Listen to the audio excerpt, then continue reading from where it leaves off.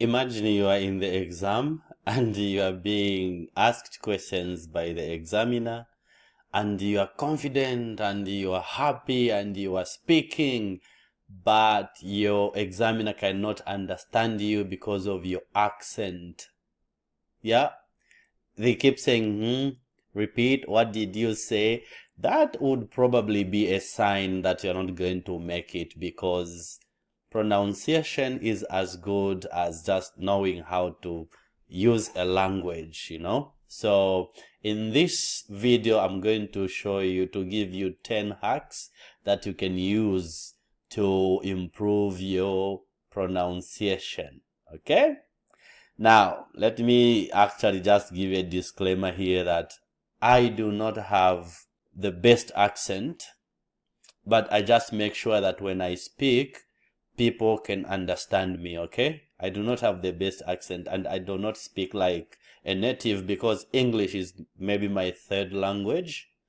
So I learned English, and I consciously, when I'm speaking, I know I need to articulate my words. So when you are going into that exam room, you are going to speak to someone who doesn't know your accent. There's something, let me say something about accents.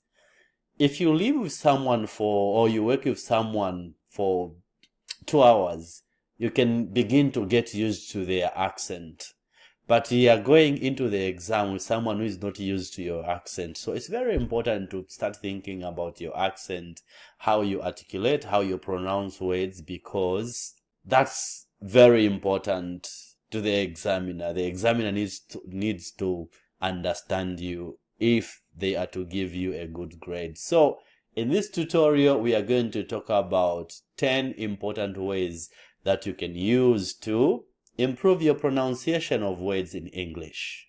And with that aside, let's get started.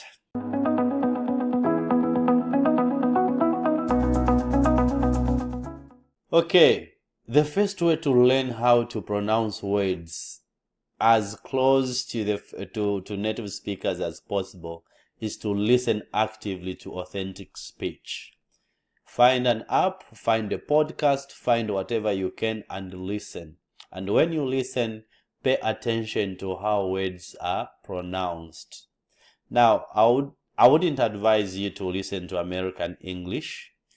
I would advise you to listen to British English, Australian English. Now, of course, Australian English will be the best, because you'll be speaking to an Australian when you do the ISLPR test, and therefore listening to podcasts from Australia will be the best you will do. Okay, so try to listen just to hear how words are pronounced by native speakers. Point number 2, transcribe and replay short clips. Now, this means that you can select a 10 to 15 second clip, record it, and once you record it, write down exactly what you hear, then replay at a slower speed, let's say 0.5, and then see if what you wrote is what you heard in the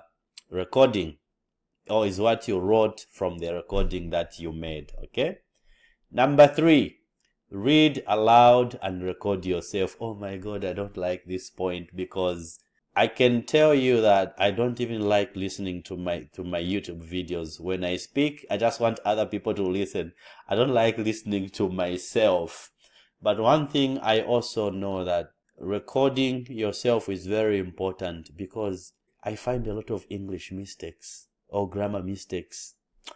And that's how you're going to improve. When you listen to yourself, you know how you make a lot of mistakes, and you can consciously begin to think about your mistakes, because that way you not just learn how to pronounce words, or you not just hear yourself pronounce your words wrongly, appropriately, or correctly, but you also know how you can cover up for some of the grammatical mistakes that you make as you speak. Point number 4, use the International Phonetic Alphabet. Now, the International Phonetic Alphabet is just an alphabet that contains all the sounds from around the world. So you can choose your language. Choose English. In this case, it's English, and choose Oz English, and look at how words are phonetically written, meaning how they are written in terms of sounds. For example, one of the words that you see is the word like schedule, right? I don't know if it's Americans who say schedule or schedule, right? But you need to know, like, SCHE is sh. So just know how different words are written and transcribed and just pronounced, okay? That will help you understand. Number 5, try to understand what are called minimal pairs. Minimal pairs are words that only differ by one sound. If you understand words like these, they are going to help you. For example, the word sheep and sheep, where you get on the ocean or sea, and sheep, the animal that it's Shona the sheep, right? Those are the ones that I am talking about. The difference, for example, in sheep and sheep is just in the length of the vowel E. So just that difference. How about words like beat and beat? Beat, like drill beat, B-I-T, and B-E-A-T. Again, you can see that the length in the vowel E is the only difference. The rest is the same. So, like, begin to understand that. And let me tell you what happened. I was asking my colleagues whom I work with, I was saying, what's the difference between crush, C-R-U-S-H, and C-R-A-S-H, right? So I'm talking about crush, and crash. Crash and crash. Now, of course, I'm Zambian accent. When I repeated those two words, they say, we don't hear the difference between what you are saying. I'm saying crash, and crash. And they said, no, it's crash and crash. Like, I was also told them, I don't understand the difference between these.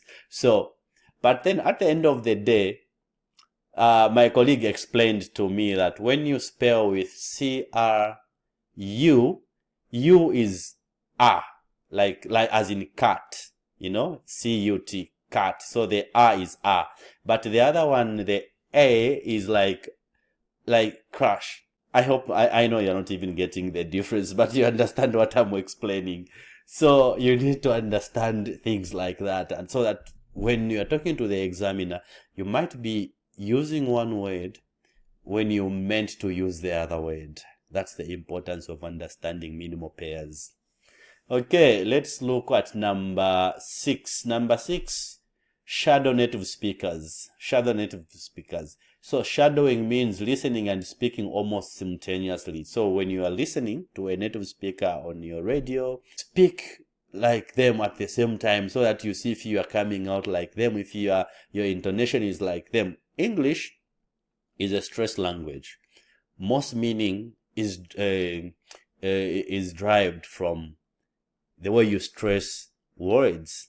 So if you shadow a native speaker, if you speak side by side with a native speaker, you can tell where they are going up, where they are going down, and try to do that. Now, in learning rhythm, stress, and intonation, you are going to be speaking better and better every day. I'm sure others will say better. I say better because it's just better. Okay, number 7, drill word and sentence stress. Like I said, English is stress-timed. Stressed syllables and words shape meaning. Misplaced stress can change a noun or a verb. For example, let me give you a word. Record. I have a record of what happened. How about I want to record? So when you change that stress, you change the meaning of the word. Okay, that's what we are talking about. Number 8, practice linking and chunking.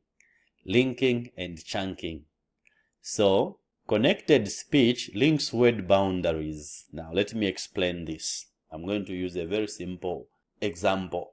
The town I live in is called Alice Springs. 2 words. Alice Springs.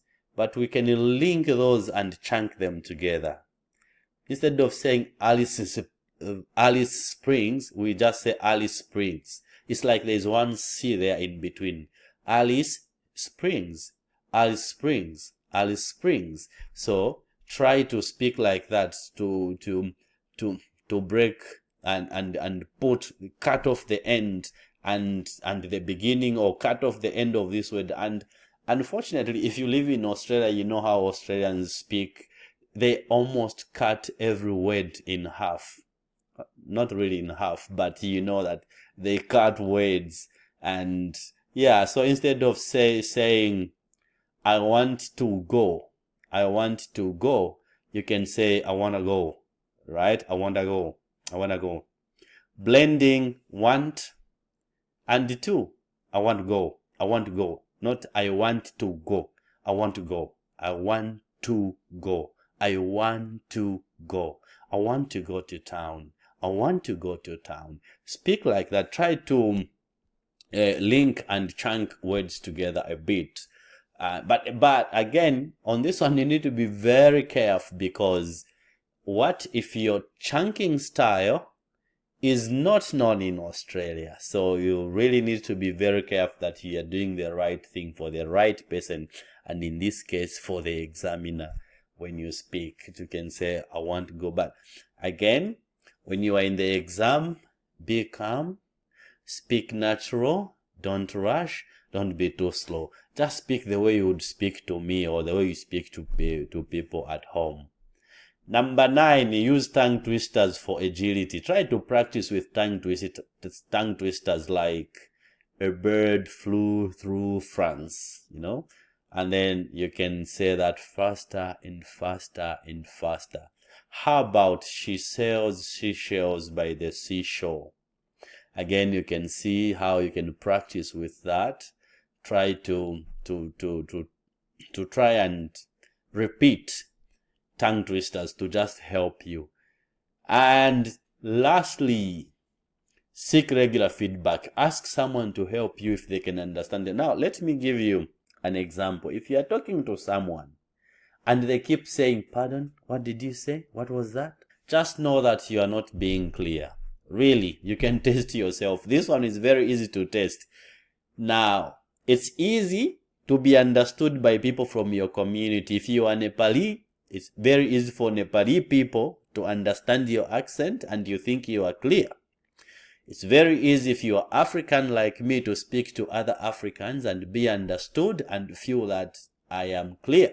So what you can do is step out of your comfort zone and you speak to someone outside your culture. You don't need to ask for feedback. If they kept saying, what did you say? I didn't understand that. It's not that they don't speak English or they don't understand English. It's because you didn't speak clearly. Use that as feedback. I think that's the best feedback you can use. If at work people keep saying, what did you say? Can you say that again? They are not deaf, right? They can hear, but they can't understand your pronunciation because your accent might be a little bit heavy. So use that as feedback. Okay, let me give you 4 tips for integrating the points that we have talked about into your ISLPR preparation. Do these things routinely every day. 20 minutes. Take minutes to pronounce words, rotating through, listening, transcription, shadowing, and drilling all the points that we have done. Practice 20 minutes every day or 30 minutes every day. And surprisingly, I've got my workmate. When I don't know how to say a word, I'll ask her, how do you say this word? And sometimes I tell her, okay, for the next 30 minutes, I'm going to speak Aussie and you rate me. Now, I don't have a problem asking someone to rate my English and especially my articulation. I don't really worry so much about having a Zambian accent. I'm not here to lose my Zambian accent. But I am saying when you speak, be clear, let someone understand you. So I'm not worried about that. So I asked my colleague to rate me, and sometimes she tells me 5 out of 10. I'm like, okay. And then she will say, oh, 6 out of 10. I think you have improved a bit. And then when I try, by all means, she will say, you sound American and not Australian.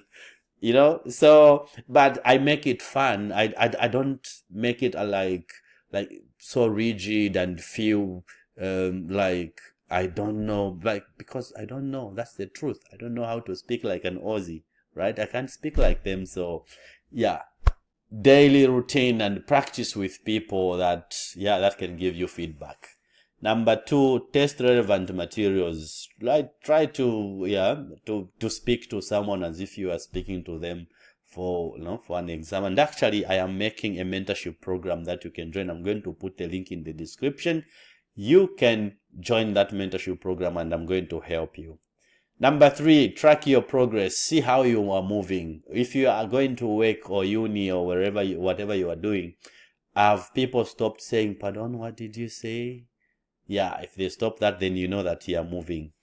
And lastly, simulate exam pressure. Practice shadowing or minimal pairs while timing yourself, ensuring you can maintain clear pronunciation when under a countdown. So write yourself a paragraph, or read a paragraph from the internet, or just ask ChatGPT to write you a passage that is similar to what you are going to read in the exam, and then read it under 2 minutes and record yourself and see how you're going to pronounce. Because, by the way, in reading, you might be asked, like I was asked, to actually read for the examiner to hear, because they want to know if you can actually read and pronounce words correctly.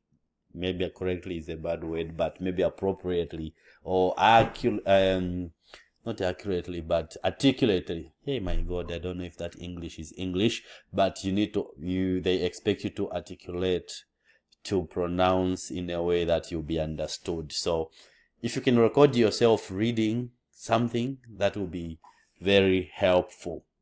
Okay, I'll end here for today. If you want to learn more, you can go to my blog page and read. I'll put a link in the description. You can also join the mentorship program that I have put. I'll put a link in the description. Feel free to join me, and I'll see you in my next video when I talk about something else. Yeah, I'll make sure every week I drop a minimum of 2 videos. Okay, thank you so much. And before you go, please subscribe. Please, look, I just have less than 120, I think, like less than 150 subscribers. So please subscribe, please. Thank you for subscribing. I'll see you again.